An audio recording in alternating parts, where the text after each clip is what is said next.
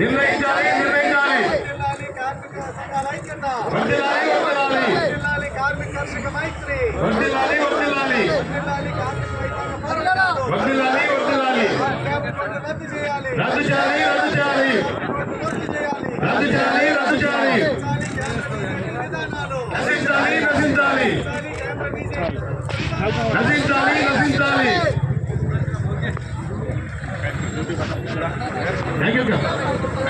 जा रहा है ये आंदोलन एक ऐतिहासिक आंदोलन है जहां पर सेंट्रल ट्रेड यूनियन तमाम ఆగడం జరిగింది. నిన్న బీఆర్ ఎన్నికలు అయిపోయిన తర్వాత మోడీ ప్రభుత్వానికి ఓటు వచ్చింది. మేము 60 లక్షల మంది ఓటు తీసేసాం, రిగ్గింగ్ చేసినాం, ఓటు జోలి చేసినాం, ప్రభుత్వానికి వచ్చినాం. ఇక కార్మికుల్ని ఏం చేసినా నాకేం కాదు అని చెప్పి ఈ చట్టాన్ని ఇంప్లిమెంట్ చేస్తాం. దానికి రూల్స్ లేవు, మొడాలిటీస్ లేవు. 21 నవంబర్ ఇంప్లిమెంట్ చేయాలని సిక్కు సెలవులు కూడా చెప్పారు. మన దేశంలో ఉన్నటువంటి ఈ పత్రికలు కానీ టీవీలు కానీ మోడీ చెప్పుచాలన్నట్లే వాటిని బ్రహ్మాండమైన చట్టాలు కార్మికులకు ఏం చేస్తాయి.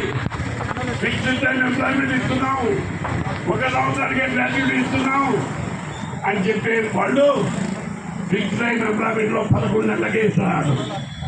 మీకు గ్రాట్యుటీ వస్తుందా? అంటే మోసపూరితంగా లాభాలు చెప్పేది ఈ విధంగా కార్మికులను నిర్వీర్యం చేస్తారు. మన పారిశ్రామిక చూస్తున్నాం. గత 6 సంవత్సరాల లోపల పారిశ్రామికవేత్తలకి 21 లక్షల కోట్ల రూపాయలు మా మందికి, అందులో 19 మంది గుజరాత్ పోతాయి. బ్యాంకులు లూటింగ్ చేసి పోతే ఒక్కటి తీసుకొచ్చిన పాపాన పోలేదు. గౌరవంగా విమానాలకి పార్టిసిపేట్ చేసి వాళ్ళ వల్ల కార్మికుల మీద ఏ వస్తుత్పత్తి కావాలన్నా కార్మికులు కావాలా, వాళ్ళ మనసునే ఉంది. మేము క్యాపిటల్ ఈ విధంగా మోసం చేసి ఈ దేశాన్ని విదేశీ శక్తులకు అమ్మడం అనేది ఇవాళ బీజేపీ ప్రభుత్వ లక్ష్యం. ఎందుకంటే బాగా దేశభక్తులు చెప్తాను. మీకు ఒక విషయం చెప్తాను. మహానుభావుడు అంబేద్కర్ రాసిన రాజ్యాంగాన్ని మేము ఒప్పుకోమన్నమాట నిజమా కాదా? కార్మిక సంఘానికి అధ్యక్షుడు, వారికి కూడా మేము విజ్ఞప్తి చేశాము.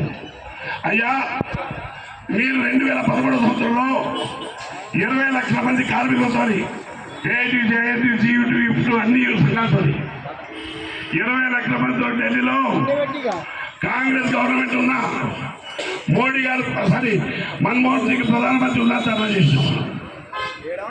ఇవాళ చేయడానికి ఏ ఇబ్బంది?